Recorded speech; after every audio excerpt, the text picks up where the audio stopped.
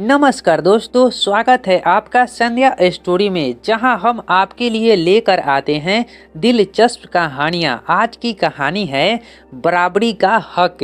दोस्तों, हम आपके लिए वीडियो बनाते हैं, बस आपसे उम्मीद रखते हैं कि इस वीडियो में एक लाइक और प्यारा सा कमेंट करने का प्लीज पूरा कीजिए।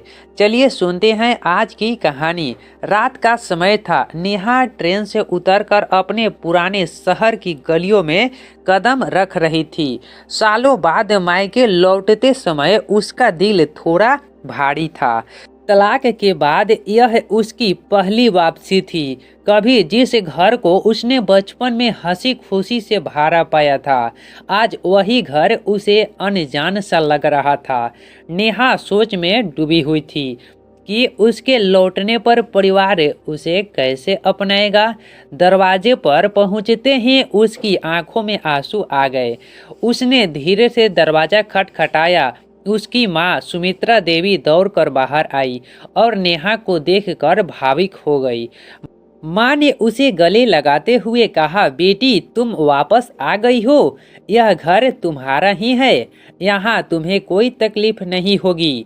लेकिन माँ की आंखों में खुशी के साथ एक हल्का सा डर भी था। दरअसल नेहा की भाभियाँ राधा और कविता नेहा को लेकर उतनी उत्साहित नहीं थी। घर में नेहा का आना उसके लिए एक नई परेशानी की तरह था। उन्होंने मन ही मन यह सोच लिया था कि नेहा के आने से उनका आराम और अधिकार खतरे में पड़ सकता है।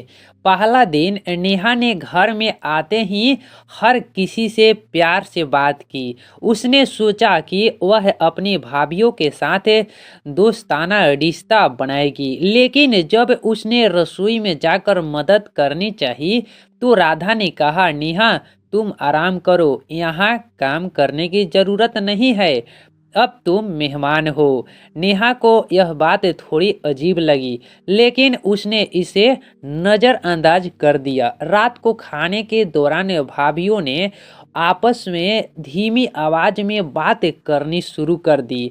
वे बार बार नेहा की ओर देखकर मुस्कुरा रही थी। नेहा को यह एहसास हो रहा था कि कुछ तो गड़बड़ है। दूसरा दिन सुबह नेहा जल्दी उठी और घर की सफाई में हाथ बटाने लगी। लेकिन जब वह रसोई में पहुंची तो कविता ने उसके हाथ से झाड़ू छीनते हुए कहा, तुम ये काम क्यों कर रही हो? तुम्हें तो अब आराम करना चाहिए। वैसे भी यहाँ तुम्हारे लिए ज़्यादा दिन जगह नहीं है। नेहा को यह बात चुभ गई। उसने धीरे से पूछा, भाभी क्या मैं यहाँ बोझ हूँ? कविता ने मुस्कुराते हुए जवाब दिया, अरे नहीं, लेकिन तुम तो अब यहाँ ज़्यादा दिन रहने नहीं आई हो, हाँ ना? नेहा ने समझ लिया कि भाभीियों को उसका यहाँ रहना पसंद नहीं है। उसने माँ से बात करने का फैसला किया। तीसरा दिन माँ ने नेहा को समझाते हुए कहा, बेटी भाभीियों से लड़ने की ज़रूरत नहीं है, प्यार से सब ठीक हो जाएगा, समय के साथ सब बदल जाएगा। लेकिन उसी दिन एक ऐसी घटना हुई जिसने नेहा को पूरी तरह से हैरान कर दिया। नेहा ने देखा कि भाभियाँ उसके सामान को छुपा रही थी। उन्होंने उसके कागजात और जरूरी सामान अलमारी के पीछे रख दिए। जब नेहा ने पूछा तो राधा ने कहा, अरे हमें लगा कि ये बेकार चीज़ें हैं, हम इसे संभाल कर रख रहे थे। नेहा समझ गई कि यह जानबूझकर किया गया था। उसने ठान लिया कि वह चुप नहीं बैठेगी। अंतिम दिन का मोड़। नेहा ने पूरे परिवार को इकट्ठा किया और सबके सामने भाभीियों से कहा, मैं यहाँ कोई हक जताने नहीं आई हूँ, यहाँ मेरा भी घर है, लेकिन मैं आपसे सिर्फ प्यार और सम्मान की उम्मीद रखती हूँ।